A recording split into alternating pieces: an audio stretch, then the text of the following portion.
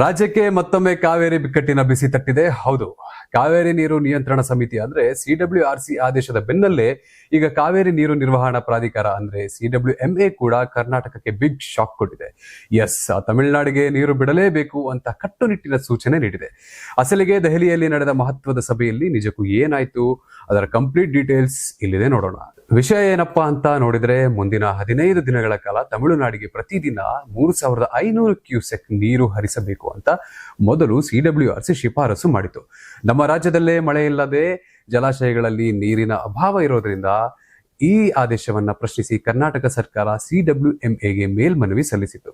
ಆದರೆ ಗುರುವಾರ ದೆಹಲಿಯಲ್ಲಿ CWMA ಅಧ್ಯಕ್ಷ SK ಹಲ್ದಾರ್ ಅವರ ನೇತೃತ್ವದಲ್ಲಿ ನಡೆದ ಮಹತ್ವದ ಸಭೆಯಲ್ಲಿ ಪ್ರಾಧಿಕಾರವು CWRC ಆದೇಶವನ್ನೇ ಎತ್ತಿ ಹಿಡಿದಿರುವ ಅಂಶ ಬೆಳಕಿಗೆ ಬಂದಿದೆ. ಇನ್ನು ಈ ಸಭೆಯಲ್ಲಿ ಕರ್ನಾಟಕದ ಪರವಾಗಿ ಜಲಸಂಪನ್ಮೂಲ ಇಲಾಖೆ ಹೆಚ್ಚುವರಿ ಮುಖ್ಯ ಕಾರ್ಯದರ್ಶಿ ಗೌರವ್ ಗುಪ್ತಾ ಅವರು ಖುದ್ದಾಗಿ ದೆಹಲಿಗೆ ತೆರಳಿ ಭಾಗವಹಿಸಿದರು. ನಮ್ಮ ರಾಜ್ಯದ ಜಲಾಶಯಗಳಲ್ಲಿ ನೀರಿನ ಪರಿಸ್ಥಿತಿ ಎಷ್ಟು ದಯನೀಯವಾಗಿದೆ, ಕುಡಿಯಲಿಕ್ಕೂ ನೀರಿಲ್ಲದ ಕಷ್ಟ ಪರಿಸ್ಥಿತಿ ಇದೆ ಅಂತ ಅಂಕಿ ಅಂಶಗಳ ಸಮೇತ ಪ್ರಾಧಿಕಾರದ ಮುಂದೆ ವಿವರವಾಗಿ ವಿವರಿಸಿದರು. ಮತ್ತೊಂದೆಡೆ ತಮಿಳುನಾಡು ಸರ್ಕಾರದ ಅಧಿಕಾರಿಗಳು ವಿಡಿಯೋ ಕಾನ್ಫರೆನ್ಸ್ ಮೂಲಕ ಸಭೆಯಲ್ಲಿ ಪಾಲ್ಗೊಂಡು ತಮಗೆ ನೀರು ಬೇಕೇ ಬೇಕು ಅಂತ ಪಟ್ಟು ಹಿಡಿದ ಅಂಶ ಸಹ ಕಂಡು ಬಂದಿದೆ.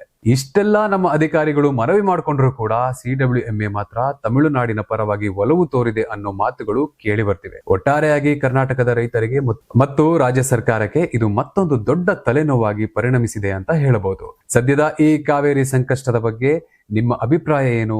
ನಮ್ಮ ರಾಜ್ಯದ ಪರಿಸ್ಥಿತಿಗೆ ತಮಿಳುನಾಡಿಗೆ ನೀರು ಹರಿಸುವುದು ಎಷ್ಟರ ಮಟ್ಟಿಗೆ ಸರಿ? ಕಮೆಂಟ್ ಮಾಡಿ ತಿಳಿಸಿ.